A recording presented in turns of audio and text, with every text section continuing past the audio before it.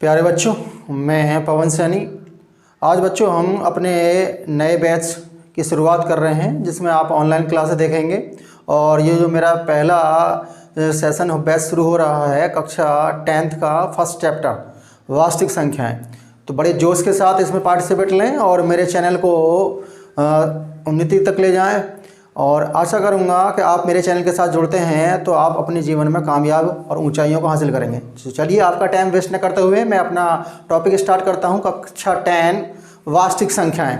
तो देखेंगे यहाँ बच्चों हमारा कक्षा 10 का जो टॉपिक्स है वास्तविक संख्याएं।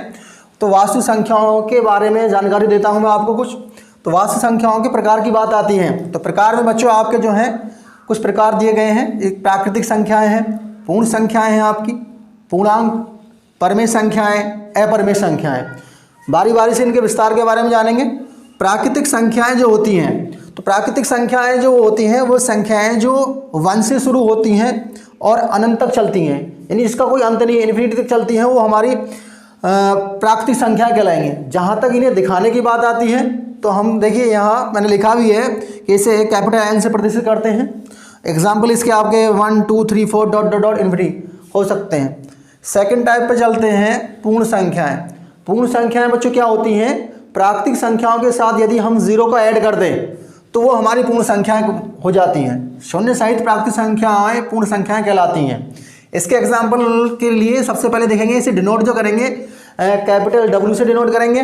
और एग्जाम्पल की जहाँ तक बात है तो वहाँ बस आपको करना क्या है, जो नेचुरल नंबर था उसमें 0 ऐड कर देना है। तो नेचुरल नंबर 1 2 3 4 से स्टार्ट हुआ था, तो पूर्ण संख्याएं जो आपकी होंगी 0 1 2 3 डॉट डॉट इन्फिनिटी से होंगी। थर्ड कैटेगरी में आपका आता है पूर्णांक। तो पूर्णांक संख्याएं वो होती हैं जो -L से लेकर +L तक हो, लेकिन शून्य साथ में होना चाहिए। तो वे संख्याएं जो -L से लेकर शून्य सहित +L तक होती हैं वो हमारी जो हैं पूर्णांक कहलाते हैं। अब पूर्णांक के लिए मैंने एक एग्जाम्पल दिया है। तो इसमें जो है 0 से राइट हैंड साइड अगर हम चलते हैं तो आपको पॉजिटिव इंटीजर दिखाने हैं, और लेफ्ट में अगर चलते हैं तो ये नेगेटिव आप दिखाएंगे। तो मैंने दिखाया भी है 0 1 2 3 डॉट डॉट आगे हो सकती हैं। उसी प्रकार उसके लेफ्ट क्रम में चलते हैं तो -1 -2 -3 इस प्रकार से हो सकती हैं। नेक्स्ट कड़ी में है आपका परमेय संख्याएं। तो परमेय संख्याओं में होता क्या है कि P/Q का जो रूप है वो हमारा परमेय कहलाता है। लेकिन बात एक ध्यान रखनी है, Q वाला जो पार्ट है वो हमारा कभी भी 0 नहीं होगा।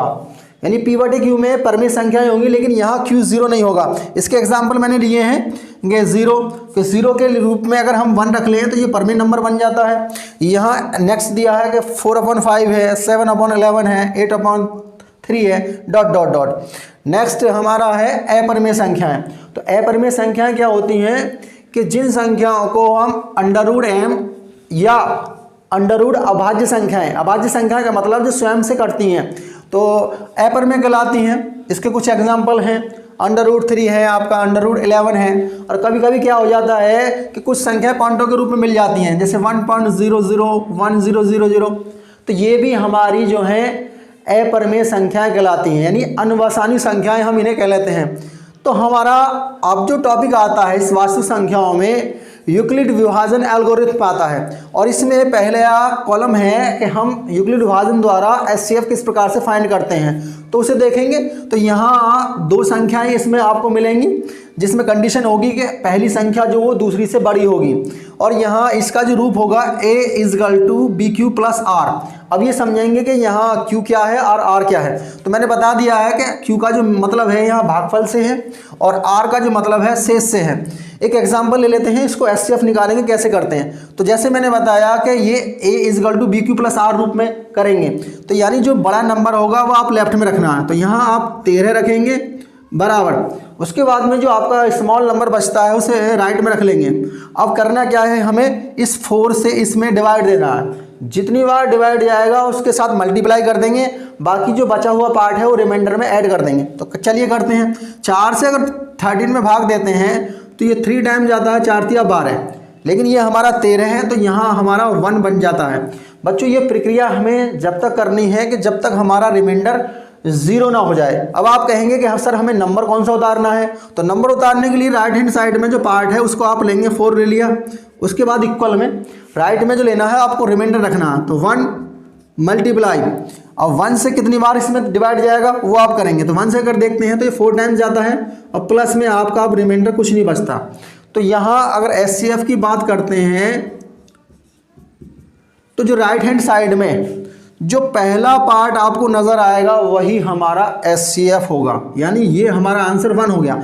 अगर हम यहाँ लिखेंगे तो हमें लिखना है कि 13,4 का HCF, ये जो बच्चों हमारा 1 हो गया। तो बच्चों एक क्वेश्चन मैंने करा है, 3 क्वेश्चन तुम्हारे लिए दिए हैं सॉल्व करने के लिए, और इनके आंसर मुझे कमेंट्स में देंगे और बताएंगे मेरी वीडियो कैसी लगी है। धन्यवाद।